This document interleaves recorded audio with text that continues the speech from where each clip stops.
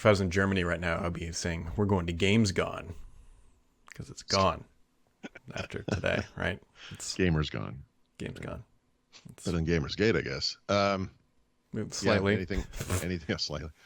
Anything stand out for you?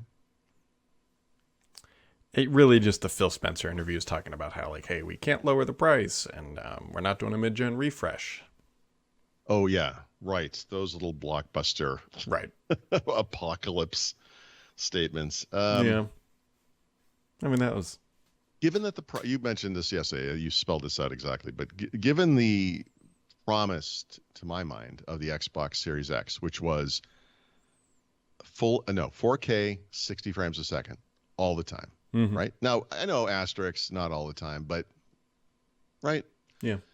And you mentioned the Xbox One X and how I don't remember what that promise was, but it was probably 4K and or 60 frames a second or something like that, right? At the time, right? It was that was the half step we could make it with that generation. I feel like there should be an Xbox One X version of Xbox Series X that does achieve that vision, and that should be the point. But I think they box themselves in with this Xbox Series S, which is a wonderful little console. Yeah. And they're like, we did this. It seemed like a good idea at the time. They're not going to say it this way, but now developers have to target it, and get convincing anyone to do more than that. Probably requires some incentives from Microsoft at this point, right? Because it's easier just to make a game and have it run everywhere on the Xbox, right? Yeah, conveniently my air conditioning just turned on. Turn that off real quick. I don't think anyone. I don't have an issue with the Series S. I think they're going to they're going to win on value for a lot of. Yeah, but this was inadvertent, right? Yeah, no, I know.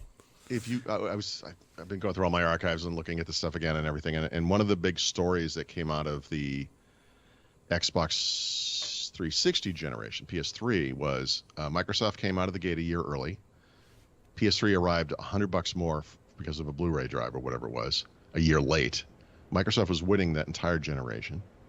And then if you look at it now, you're like, well, actually they came in third, but it was very close. Like PS3 and Xbox 360 were actually very close. It was the best the Xbox had ever done any generation. But those two things are footnotes to the Nintendo Wii, which blew both of them out of the water.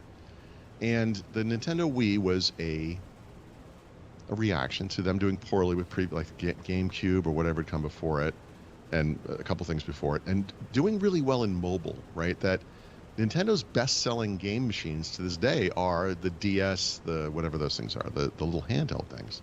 And so they went down market with the Wii, and then later did the Switch, which is really that kind of awesome hybrid device, whatever you want to call it. And none of these things were technically sophisticated in any way, shape, or form, but they just kind of hit at the right place. Value, quality, whatever. Worry about the experience. Worry about the games, you know. And I think that is what the S achieves in a way in the context of Xbox. But I don't think that was the plan. It's kind of interesting. Like I don't know. Something a little bit different, just because I missed this the first time around. So Microsoft, this is like way not even related. It's good though. It's perfect for this podcast. Python and Excel, right? Microsoft announced that this week, and there were a couple caveats to this. Like first off, I got really excited because I use Python a lot. I like Python. Like, interesting. Right. It's fine. Python good.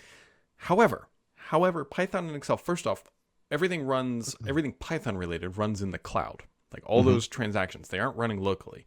Okay. Which then I didn't realize was tied to a license, which makes sense. I guess I did know that. But however, depending on the license will depend on the features that are enabled with this, which really just kind of kills the whole excitement for me. They've skewed it to death, if you will. Yes. I didn't look at this too closely. Leo was told me on Windows Weekly, like the point of this is that data modelers use Python, I guess, and they use Excel, and so this is kind of you got your chocolate, my peanut butter thing. And so confronted by that reality, I'm like, yeah, okay, actually that makes sense. What you just said brings it back down to earth, which is, oh right, it's Microsoft.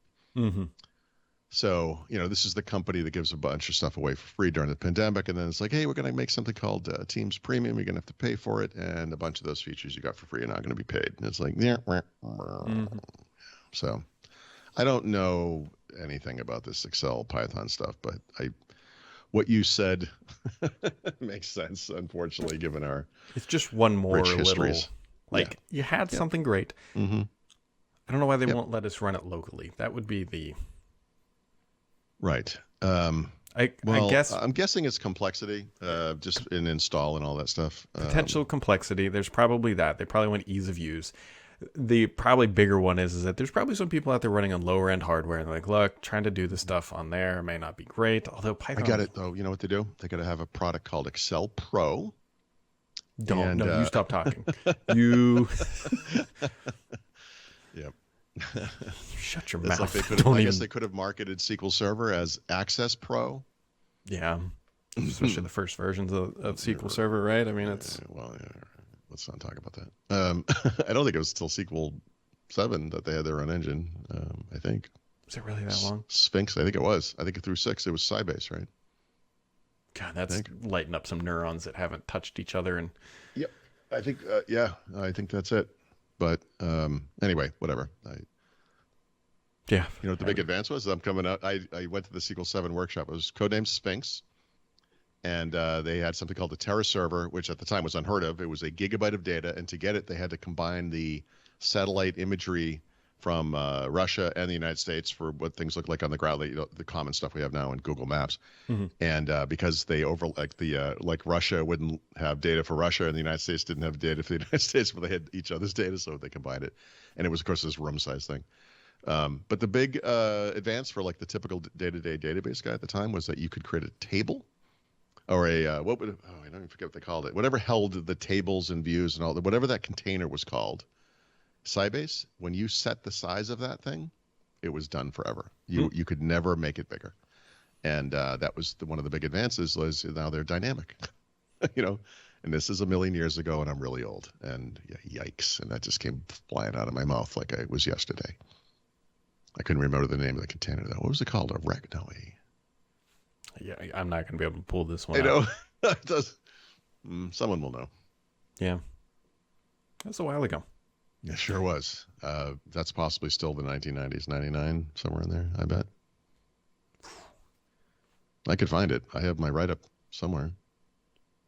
I'm not going to do it now. Yeah, because I don't. It's not that interesting, but no. Back when on-prem was on-prem. Yeah, well, on-prem was everything. You kidding me? Yeah, pretty much. Right? I mean, there was no. There were we had cloud. We didn't have data centers as we now know them, and those things were in a location. One of the big tricks was companies would buy other companies that were in different places, and they would have some little server infrastructure somewhere else. How do we get these things to talk to each other?